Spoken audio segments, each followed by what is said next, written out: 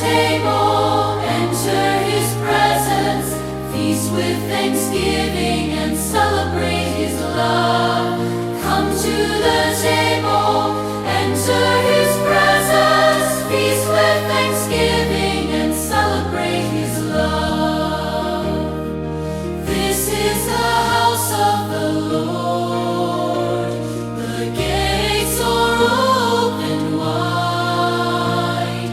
Sinners and saints, strong and faint, are welcome to come inside. Come to the table, enter his presence, feast with thanksgiving and celebrate his love. Come to the table, enter his presence, feast with thanksgiving and celebrate his love. Sa ngalan ng Ama, ng Anak, at ng Espiritu Santo, Amen. sumainyo ang Panginoon. At sumayo rin. Mga kapatid, muli tayong magpuri at magpasalamat sa Diyos dahil araw-araw niya tayong ginagabayan, pinagpapala, at pinupuno sa Kanyang grasya. Ano ang hinihiling mo sa Diyos? Anong gusto mong makuha sa buhay? Mag-ingat ka lang sa iyong mga inaasam. Because remember, the more that you gain, the more that you lose. Kapag meron kang nakukuha, meron ding nawawala sa iyo. Gusto mong magkaroon ng pera, pero nawawalan ka ng oras at panahon sa iyong pamilya. Gusto mong maging malusog, pero kailangan mong magbayad sa doktor, kailangan mong gumastos para magkaroon ka ng magandang gamot. Mga kapatid, walang libre dito sa mundo. Ang lahat ay may kapalit. Pero kung mauunawaan natin na kapag handa tayong matalo, kapag handa tayong mag-alay, kapag handa tayong magsakripisyo, doon tayo tunay na makakatanggap, siksik, liglig, umaapaw. Baliktad ang pamamaraan ng Diyos. When you are ready to lose, then you will gain much. Natatakot tayong sumuko. Natatakot tayong matalo. Yan ay dahil kulang mahina ang ating pananampalataya sa Kanya. Pero kung maniniwala ka sa iyong pagsuko, sa iyong pagpapakumbaba, sa iyong pag-alay, na may babalik sa iyo na sobra-sobra, palagi kang masaya na magbibigay. Amen? Amen. Aminin natin ang napakaraming panahon, naging makasarili tayo. Ang mga panahon na ginawa natin ang ating sarili bilang Diyos. Sa mga pagkakataon na kung saan nakalimutan natin ang kagustuhan ng Diyos. Hilingin natin muli ang Kanyang awa para minsan pa makita tayong karapat dapat makatanggap sa mga banal na misteryo. Inaamin ko Sa makapangyarihang Diyos at sa inyo mga kapatid, na lubha akong nagkasala sa isip, sa salita, sa gawa, at sa aking pagkukulang. Kaya'y sinasamo ko sa mahal na Birheng Maria, sa lahat ng mga anghel at mga banal, at sa inyo mga kapatid, na ako'y panalangin sa Panginoong ating Diyos. kawan tayo ng makapangyarihang Diyos. Patawarin tayo sa ating mga kasalanan at patnubayan tayo sa buhay na walang hanggan. Amen.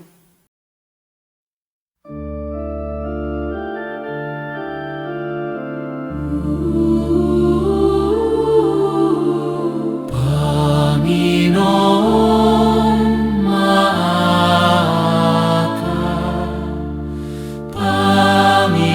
Panginoon, mabaka.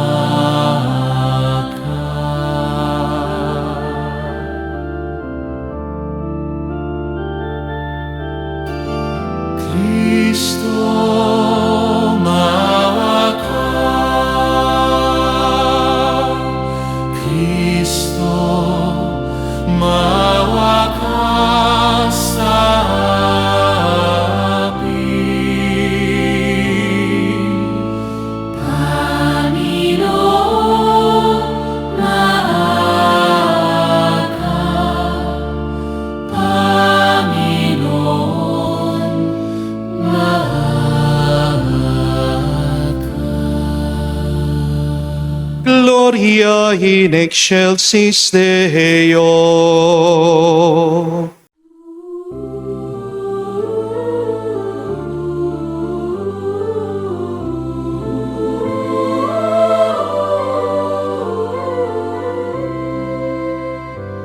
Luwalhati sa Diyos sa kaitaasan, kaloob sa lupa ay kapayapaan.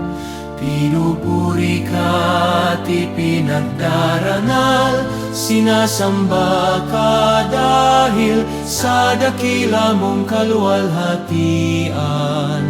Panginoon naming Diyos, Hari ng langit, Amang makapangyarihan, Panginoong Hesukristo, buktong na anak ng Diyos, Kordero ng Ama.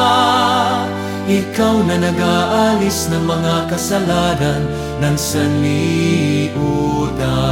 Tanggapin mo ang aming kahilingan, ikaw na nanuluklok sa kanan ng Ama.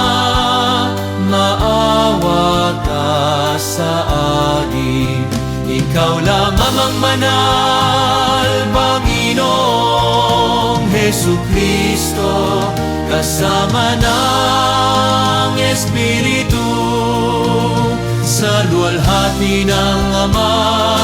Amen, Amen, Amen, Amen.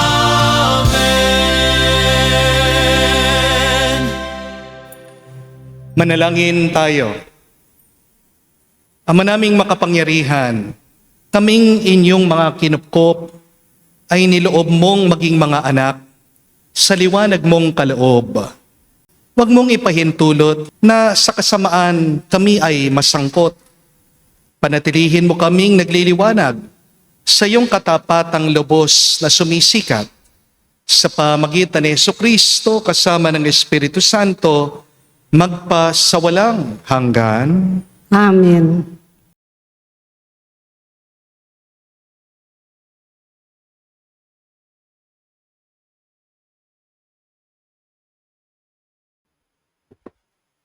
Pagbasa mula sa ikalawang aklat ng mga hari.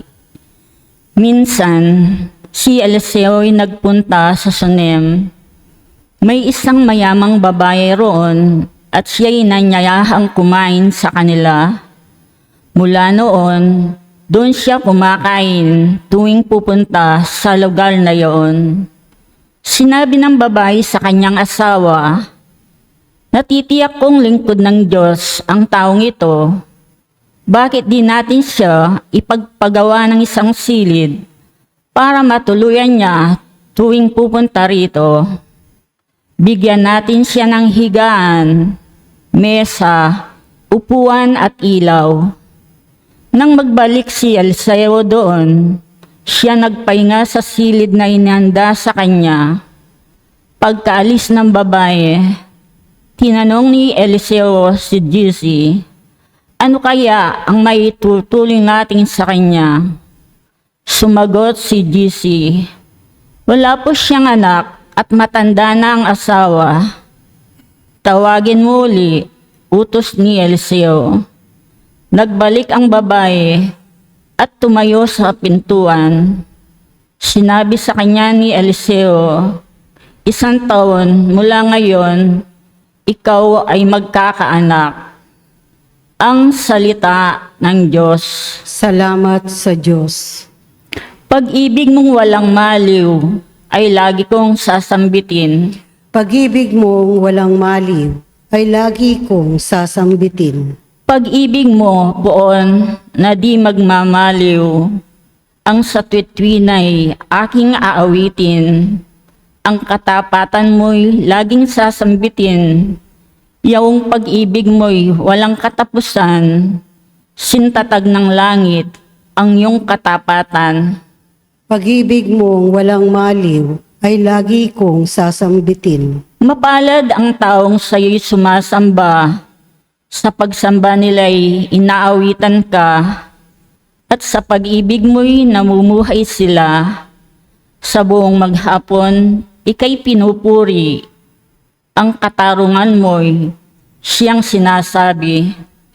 Pag-ibig mo walang maliw ay lagi kong sasambitin. Ang tagumpay namin ay iyong kaloob, ang dahilan sa iyong kagandahang loob. Pagkat pinili mo yung hari namin, kaloob mo ito, banal ng Israel. Pag-ibig mo walang maliw ay lagi kong sasambitin.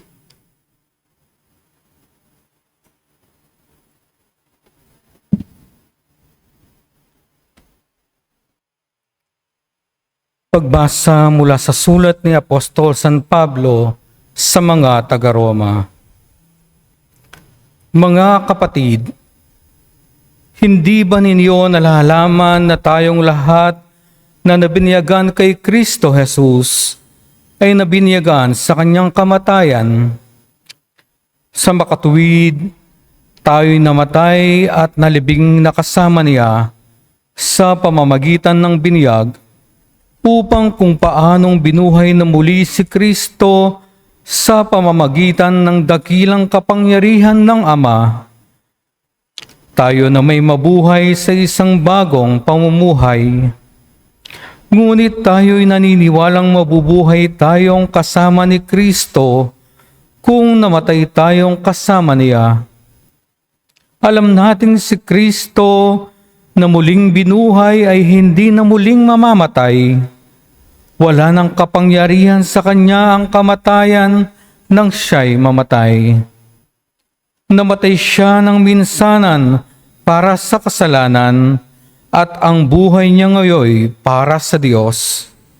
Kaya dapat ninyong ibilang ang inyong sarili na patay na sa kasalanan, datapwat buhay naman para sa Diyos sa inyong pagkikipag-isa kay Kristo Jesus. Ang salita ng Diyos. Salamat sa Diyos.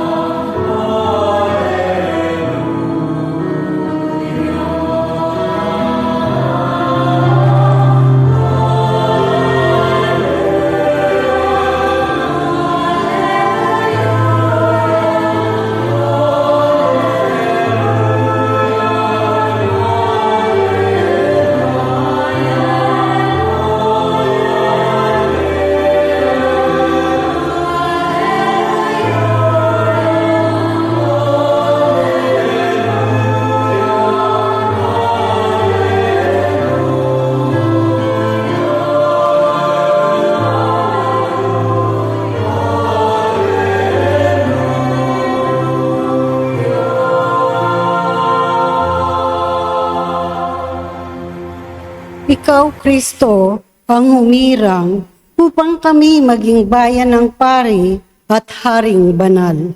Aleluya, aleluya. Sumainyo ang Panginoon. At sumayo rin. Ang mabuting balita ng Panginoon ayon kay San Mateo. Papuri sa iyo, Panginoon.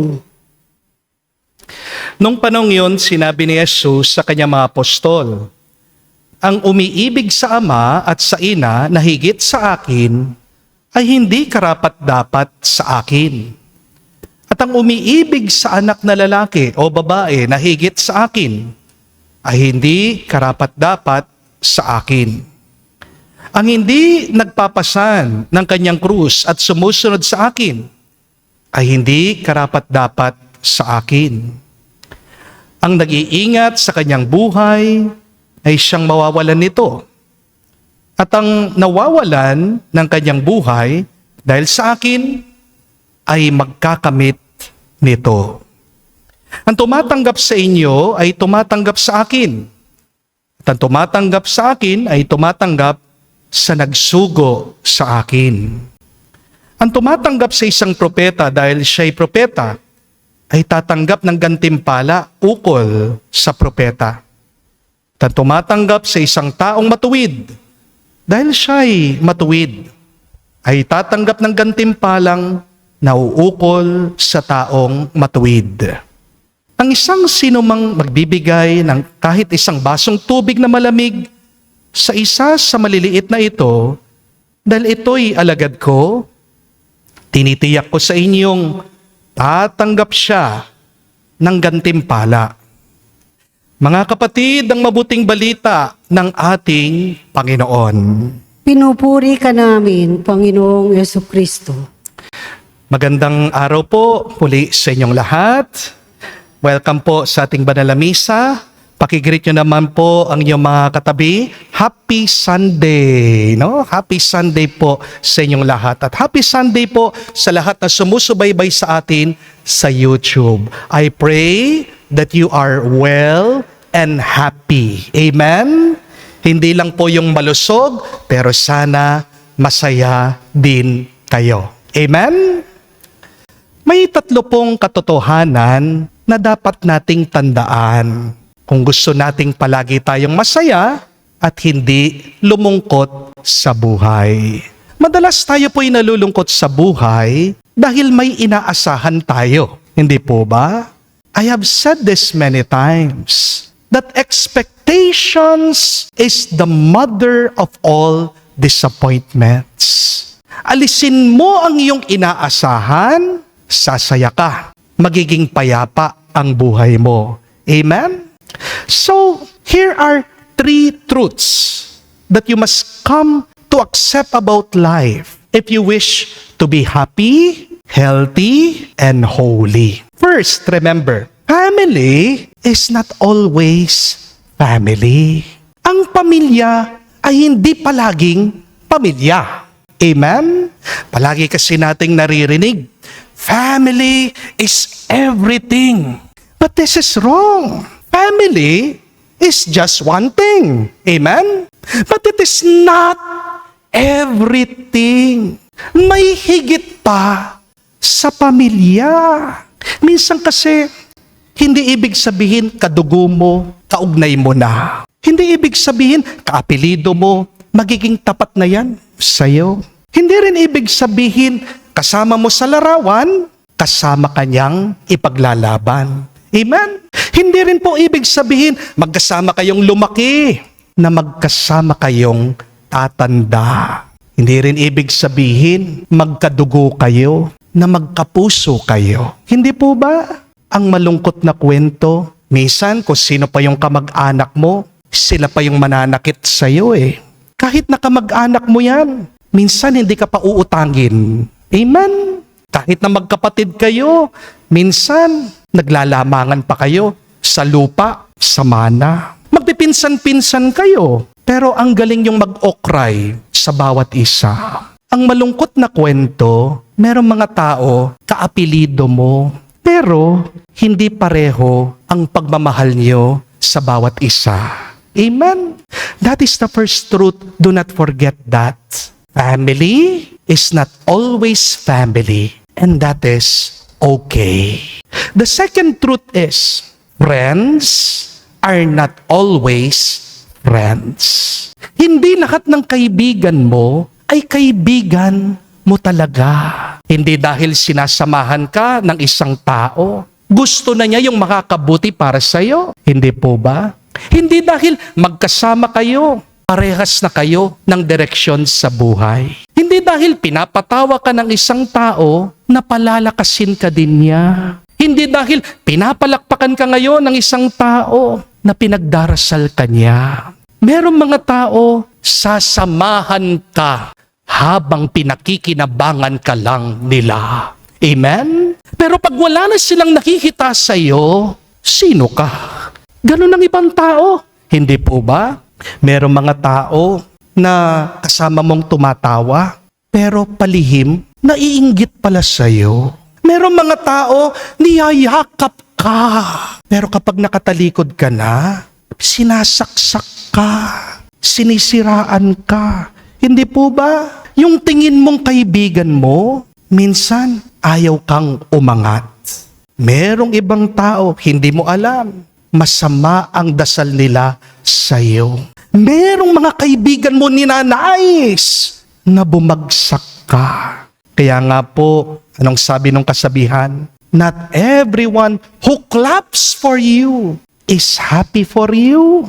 Kaya mag-ingat po kayo sa mga kaibigan niyo. Be careful who you trust, because not all of your friends are really your friends.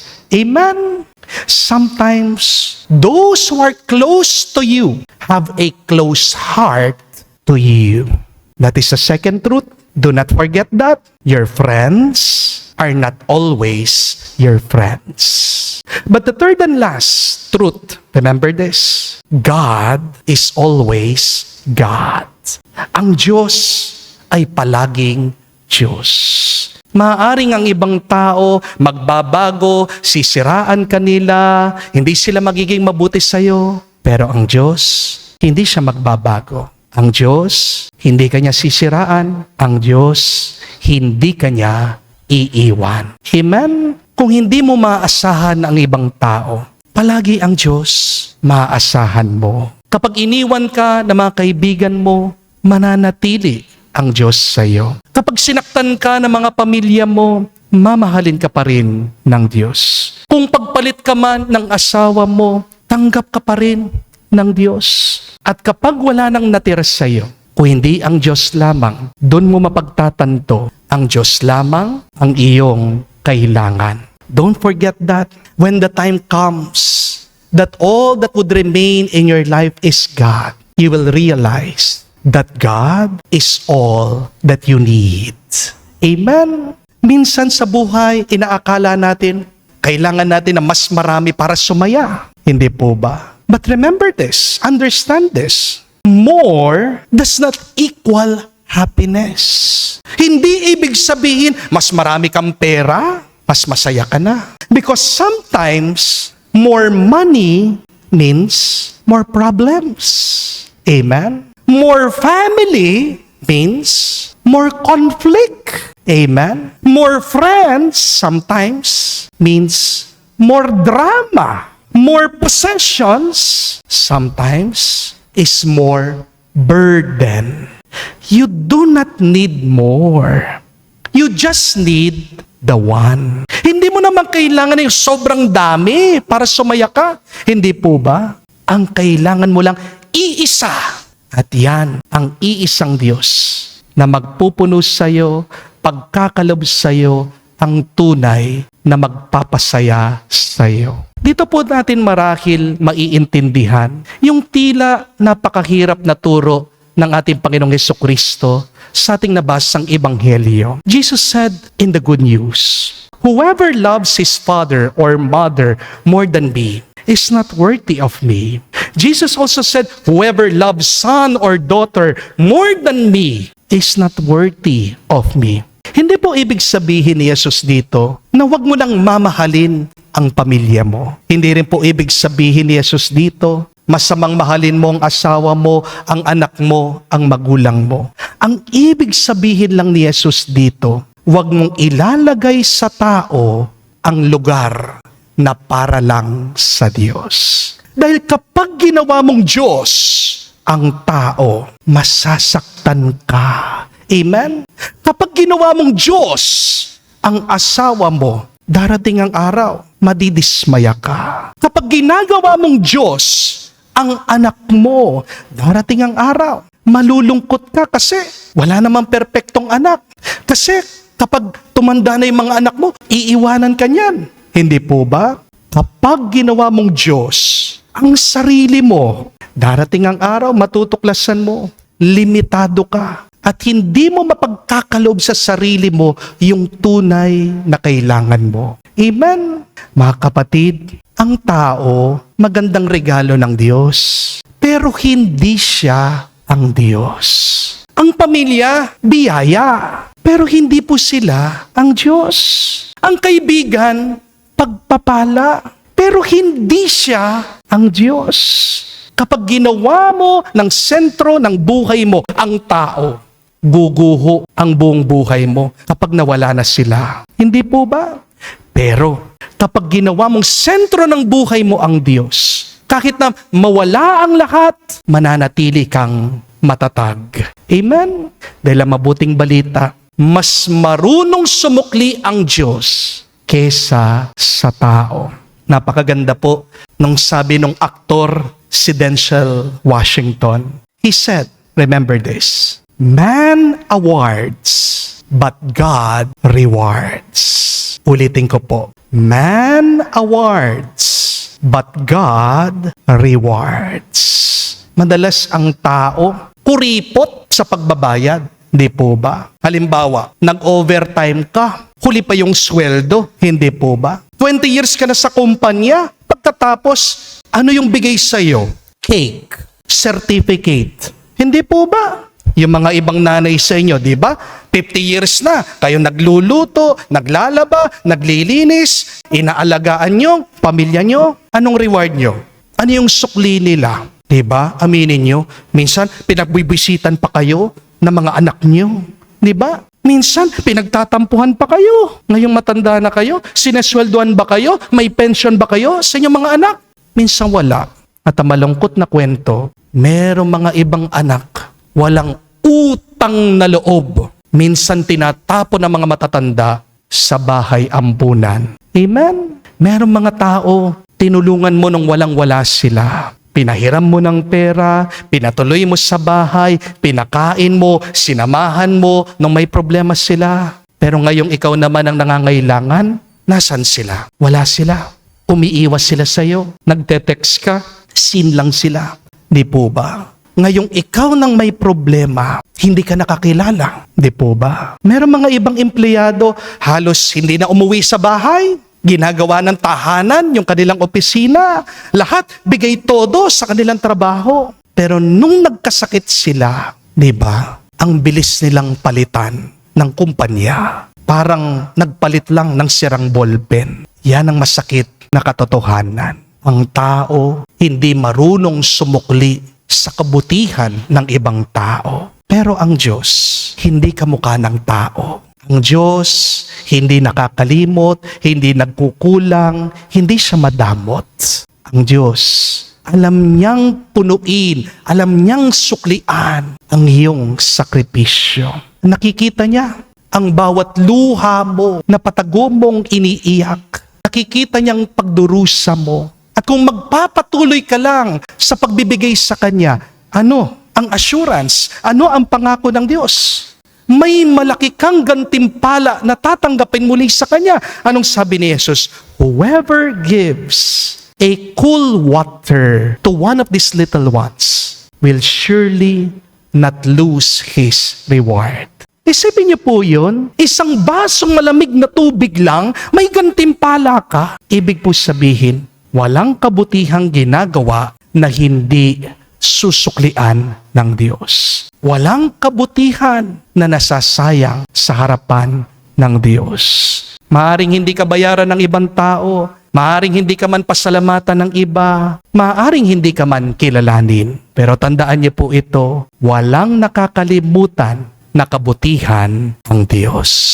Amen? At kapag ang Diyos ang nagbigay, hindi po cake ang kanyang inaalay. Hindi po certificate, ha? Ang binibigay ng Diyos sa kabutihan na pinapakita mo ay kapayapaan, biyaya, at buhay na walang hanggan. Amen? Tingnan niyo man po sa Biblia. Kapag nagbigay ang tao sa Diyos, kahit nakakaunti, bumabalik sa Kanya sobra-sobra. Nung pinakain po ni Abraham, yung mga anghel, anong binigay ng Diyos sa Kanya? Hindi lang po anak, binigyan ng isang lahi si Abraham. Nung binigay po ni Hana yung anak niya sa Diyos sa templo, binalik sa kanya isang propeta. Nung binigay po ni San Pedro yung kanyang bangka kay Jesus, anong binigay ni Jesus sa kanya? Ang susi ng langit.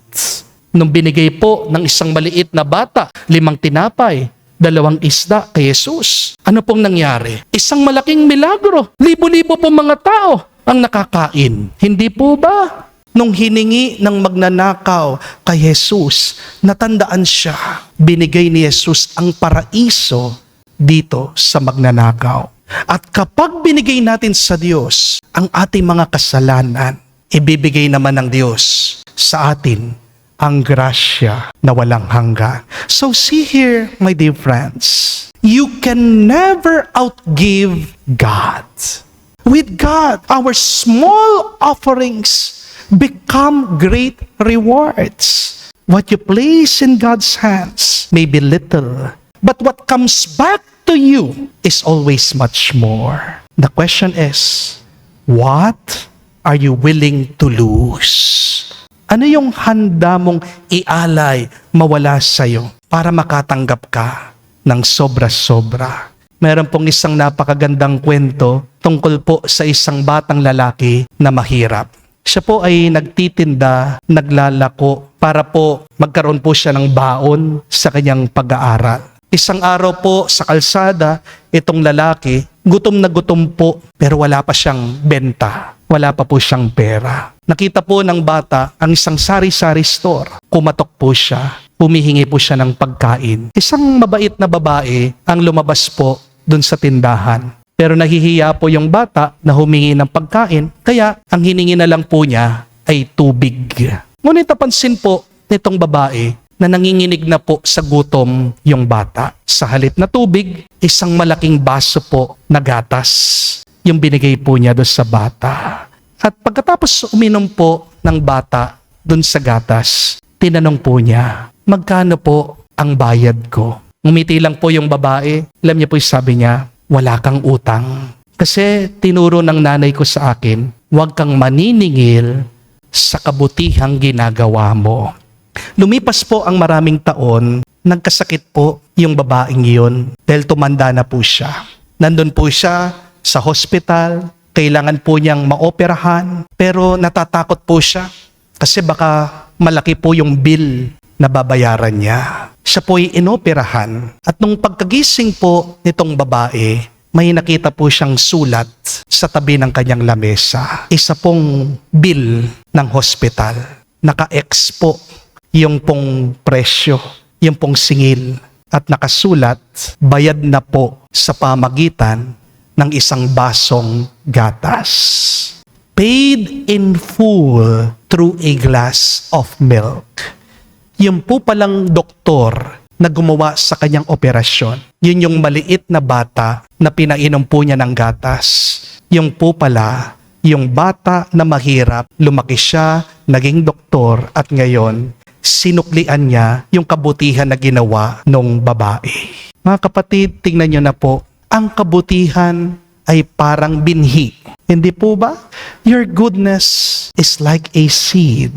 Maaring matagal bago mamunga yung kabutihan na pinapakita mo. Pero yan nakikita ng Diyos. Ang kabutihan na tinatanim mo, yan ay binabantayan ng Diyos. Hindi mawawala yan sa mata ng Diyos. Minsan, kahit piso lang, kahit isang basong tubig, kahit na isang mabuting salita, kahit simpleng pagtulong, lahat ng yan ay pwedeng maging himala sa iyong buhay. Amen? Tandaan niyo po, marunong sumukli ang Diyos. Hindi man agad, hindi man sa paraan na inaasahan natin, pero higit pa yan sa ating binigay. Kaya huwag kang matakot, huwag kang malungkot, kahit na hindi ka mahalin ng iyong pamilya, kahit na hindi ka suportahan ng iyong mga kaibigan, merong isang Diyos na hindi magsasawa na mahalin ka, tulungan ka. Kaya umpisan po natin sa pag-aalay ng maliit sa Diyos at asahan mo ang kabutihan ng iyong tinanim ay uusbong mamumunga. Babalik sa iyo, siksik, liglig, umaapaw. Hindi kakaunting grasya, kung hindi sobra-sobra. Amen. Tumayo po tayo, pahayag po natin ang ating pananampalataya sa Diyos. Ating sabihin, sumasampalataya ako sa Diyos, amang makapangyarihan sa lahat, na may gawa ng langit at lupa. Sumasampalataya naman ako kay Hesu Kristo, isang anak ng Diyos, Panginoong nating lahat. Nagkatawang tao siya, lalang ng Espiritu Santo, ipinanganak ni Santa Mariang Birhen, pinagpakasakit ni Poncio Pilato, pinako sa krus, namatay, inilibing, nanawag sa kinaroroon ng mga yumao, nang may 3 araw, nabuhay na maguli, umakyat sa langit, naluluklok sa kanan ng Diyos sa mga makapangyarihan sa lahat. Doon, magmumula, paririto at maghuhukom sa mga nabubuhay at nangamatay na tao. Sumasampalataya naman ako sa Diyos Espiritu Santo, sa banal na simbahang Katolika, sa kasamahan ng mga banal, sa kapatawaran ng mga kasalanan, sa pagkabuhay na muli ng mga namatay na tao, at sa buhay na walang hanggan. Amen. Manalangin tayo na makasunod tayo kay Jesus, isuko ang ating mga takot at hangarin, at magtiwala sa Kanya. Buong kababaang loob tayong manalangin, ating sabihin, Panginoon, dinggin mo kami. Panginoon, dinggin mo kami. Para sa Santo Papa, mga obispo, pari, at pinuno ng simbahan, naway sumunod sila kay Jesus na may kababaang loob at maging inspirasyon sa lahat. Manalangin tayo. Panginoon, dinggin mo kami. Para sa mga pinunong sibil, naway maglingkod sila ng may integridad at malasakit, lalo na sa mahihina at nangangailangan. Manalangin tayo. Panginoon, dinggin mo kami. Para sa mga inaapi, kabataang sugatan, at may hirap, naway maranasan nila ang pag-ibig at pag-aaruga ng Diyos sa pamamagitan ng kapwa. Manalangin tayo. Panginoon, dinggin mo kami. Sa katahimikan po ng ating puso, banggitin natin, sabihin natin sa Diyos ang ating mga personal na pangangailangan.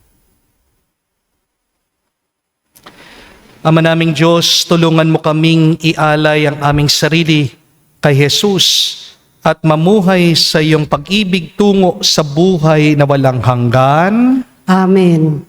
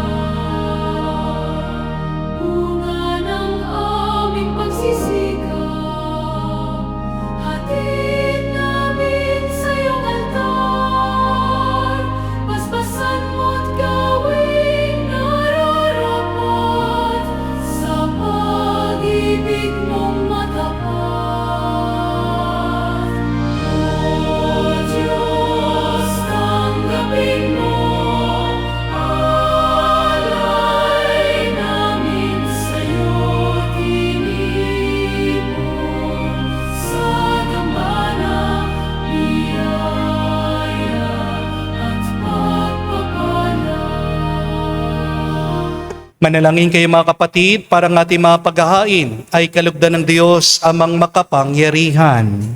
Tanggapin nawa ng Panginoon itong paghahain sa iyong mga kamay, sa kapurihan niya at karangalan, at sa ating kapakinabangan at sa buong sambayanan niyang banal. Ama naming lumikha, kami iyong pinagindapat gumanap sa pagdiriwang ng paghahain ng iyong pagliligtas. Pagkaloob mong aming paglilingkod sa iyo, ay gawing kalugod-lugod na mga alay na ito sa pamagitan ni Jesucristo kasama ng Espiritu Santo, magpasawalang hanggan. Amen. Sumainyo ang Panginoon. At sumayo rin. Itaas sa Diyos sa inyong mga puso at diwa. Itangnaas na namin sa Panginoon. Pasalamatan natin ang Panginoong ating Diyos. Marapat na siya ay pasalamatan. Ama namin makapangyarihan, tunay nga marapat ikaw ang aming pasalamatan sa pamagitan ni Kristo na aming Panginoon. Siya naging kapwa naming maasahan upang may mangunang umako sa pananagutan. Dahil langad mong magbago ang kinamihas ng pagkakanya-kanya ng sangkatauhan. Bunga ng pagtitiis, siya ay nanaig at ang kamatayan ay kanyang nalupig. Kaya't siya ang aming daan para aming masapit ang iyong tapat at maasahang pag-ibig. Kaya kaisa na manghel nagsisiawit ng papuri sa iyo. Nang walang humpay sa kalangitan, kami nagbubunyi sa iyong kadakilaan.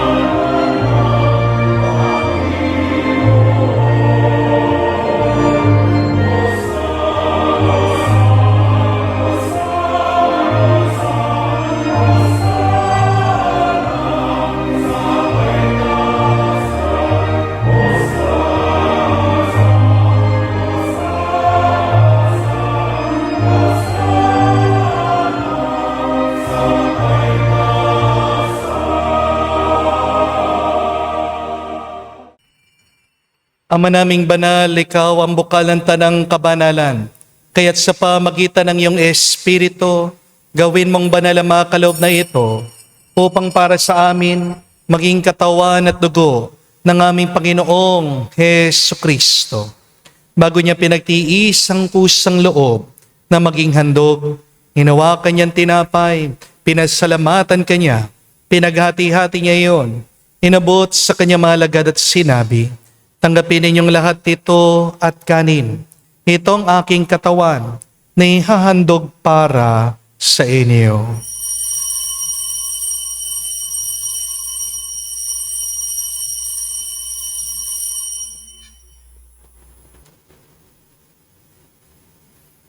Gayon din naman nung matapos ang hapunan, hinawa kanyang kalis. Muli kanyang pinasalamatan. Nabot niyang kalis sa kanyang malagad at sinabi, tanggapin ninyong lahat ito at inumin.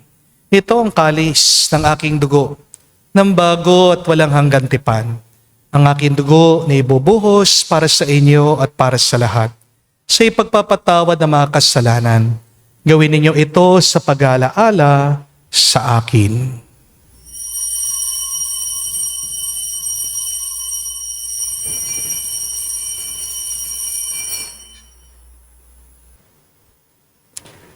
Ang misteryo ng pananampalataya. Aming ipinahayag na namatay ang iyong anak, nabuhay bilang Mesiyas at magbabalik sa wakas para mahayag sa lahat. Ama, ginagawa namin ngayon ng pag-alaala sa pagkamatay muling pagkabuhay ng iyong anak. Kaya tinialay namin sa iyong tinapay, nagbibigay buhay, at ang kalis na nagkakaloob ng kaligtasan. Kami nagpapasalamat dahil kami yung minarapat na tumayo sa harap mo para maglingkod sa iyo. Sinasamo namin kami magsalo-salo sa katawan at tugo ni Kristo ay mabuklod sa pagkakaisa sa pamagitan ng Espiritu Santo. Amalingapin mong iyong simbahan laganap sa buong daigdig. Puspusin mo kami sa pag-ibig. Kaisa ni Leon ang aming Santo Papa, si Florentino aming Arsobispo at ng Tanang Kaparian. Alalahanin mo rin ang aming mga kapatid na nahimlay may pag-asang sila'y muling mabubuhay. Gayon din naman lahat ng mga pumanaw. Kawan mo't sila't patuloyin sa iyong kaliwanagan. Kawan mo't pagindapatin kaming lahat, makasalo sa iyong buhay na walang wakas. Kaisa na mahal na Birhen Maria, Ina ng Diyos. Kaisa ni San Jose, ang kanyang malwalhating esposo. Kaisa ng mga apostol at lahat ng mga banal na namuhay dito sa daigdig na kalugod-lugod sa iyo. May pagdiwang nawa namin ang pagpupuri sa ikararangal mo sa pamagitan ng iyong anak, aming Panginoong Jesucristo. Sa pamamagitan ni Kristo, kasama niya at sa Kanya, lahat ng parangal at papuri ay sa iyo, Diyos Ama, makapangyarihan, kasama ng Espiritu Santo, magpasawalang hanggan. Amen. Amen. Amen. Amen. Amen. Sa nakagaling na utos sa turo ni Jesus sa Panginoon natin na Diyos, ipahayag natin ang lakas, loob.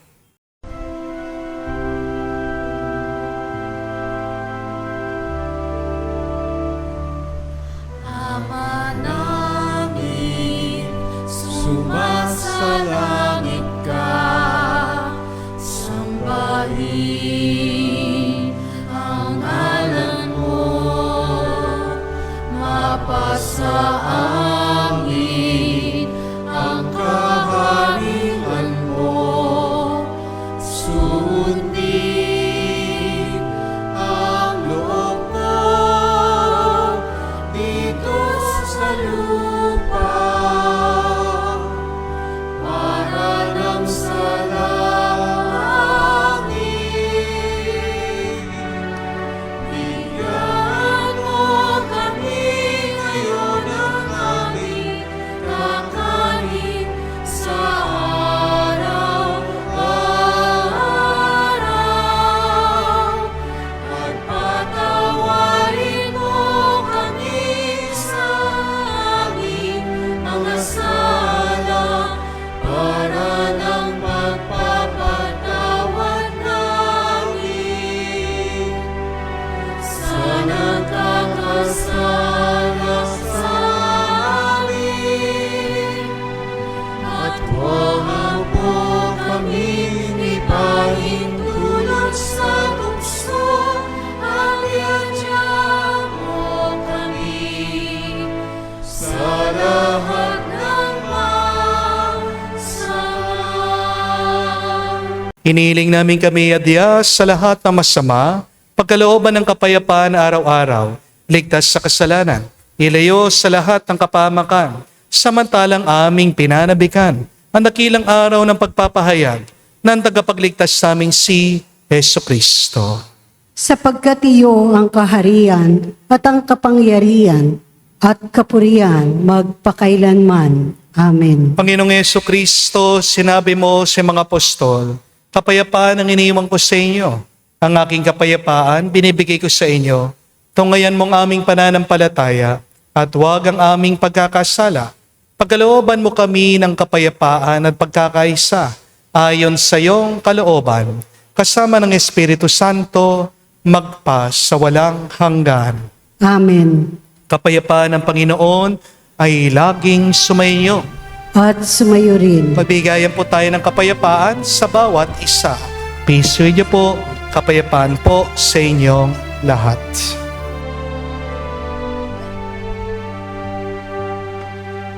Kordero ng Diyos na nag-aalis ng mga kasalanan ng sanlibutan, maawa ka sa amin. Maawa ka sa amin. Kordero ng Diyos na nag-aalis ng mga kasalanan ng sanlibutan, maawa ka sa amin. Maawa ka sa amin. Kordero ng Diyos na nag-aalis ng mga kasalanan ng sanlibutan, ipagkaloob mo sa amin ang kapayapaan.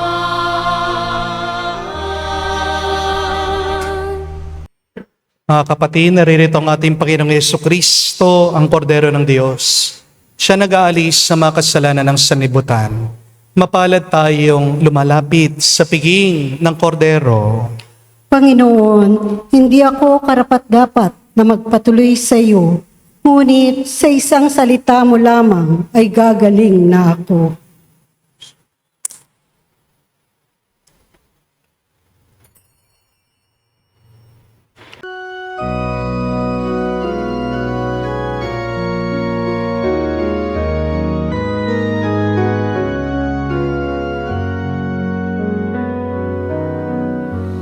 In the presence of our God, as we gather here in Christ, feel the Spirit breathe upon us, the breath of life, grace and divine.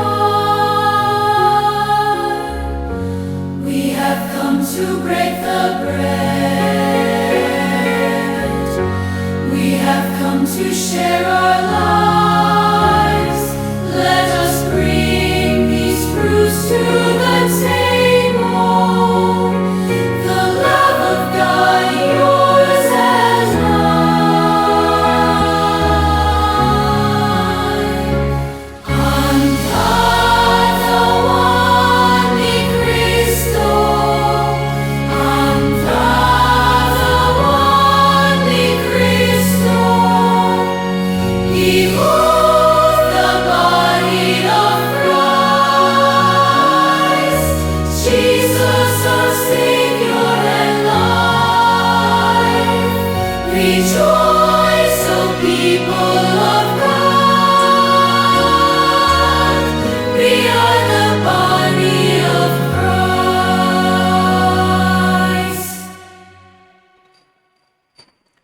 Inanyayaan ko po kayong lumuhod at dasalin natin ang panalangin para sa mga may sakit.